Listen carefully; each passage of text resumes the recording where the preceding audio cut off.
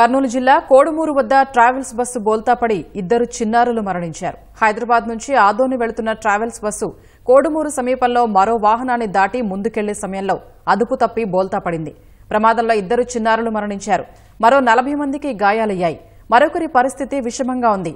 గాయపడిన వారిని చికిత్స కోసం కర్నూలు ఆసుపత్రికి తరలించారు. ప్రమాదంలో మృతి చెందిన చిన్నారులు హైదరాబాద్కు చెందిన వారుగా గుర్తించారు.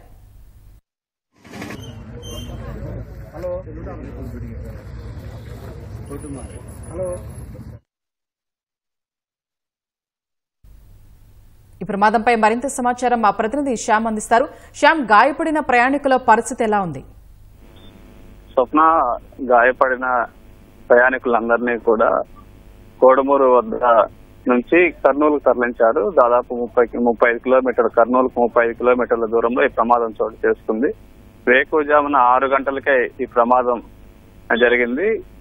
హైదరాబాద్ నుంచి ఆదోని వెళ్తున్నటువంటి బస్సు అతి వేగంగా వెళ్లడం, ముందు ఒక వాహనం వెళ్తుండగా, కారు వెళ్తుండగా దాన్ని ఓవర్టేక్ చేయబోయి ఈ బస్సు బోల్తా పడింది. అయితే ఈ ప్రమాదంలో కేవలం ఇద్దరు మాత్రమే మృతి చెందారు. వారు కూడా చిన్న పిల్లలు, లక్ష్మీ గోవర్ధని అని చిన్న పిల్లలు. వీరు హైదరాబాద్ కు చెందిన వారుగా అనుమానిస్తున్నారు. మరొకరి పరిస్థితి అయితే విషమంగా ఉందని భావిస్తున్నారు. ప్రమాదం జరిగిన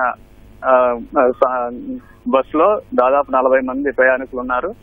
వారిలో ఇద్దరు మృతి చెందారు. ఒకరి పరిస్థితి విషమంగా ఉంది. మరి మిగిలిన వారి పరిస్థితి పర్వాలేదు, ప్రాణాపాయం లేదని చెప్తున్నారు.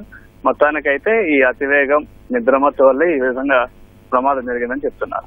శ్యామ్, చిన్నపిల్లలకి, ఆ చిన్నారులకి సంబంధించి తల్లిదండ్రులు గానీ కుటుంబ సభ్యులు గానీ ఏం చెప్తున్నారు?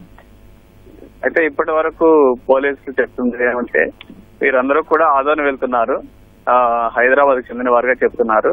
అయితే ఎవరు మాట్లాడే పరిస్థితిలో లేరు. వీరందరినీ అంబులెన్సుల్లో కర్నూలు సర్వజన వైద్యశాలకు తరలించారు. అయితే వీరి ఇంకా ఆ తల్లిదండ్రులు ఎవరు ఏంటి ఈ వివరాలు ఇంకా మనకు రాలేదు. పోలీసులు కూడా వీరి తల్లిదండ్రులు ఎవరు అనేది విచారిస్తున్నారు. మరి కొద్దిసేపట్లోనే మరిన్ని వివరాలు మనకు తెలిసే అవకాశం. ధన్యవాదాలు శ్యామ్.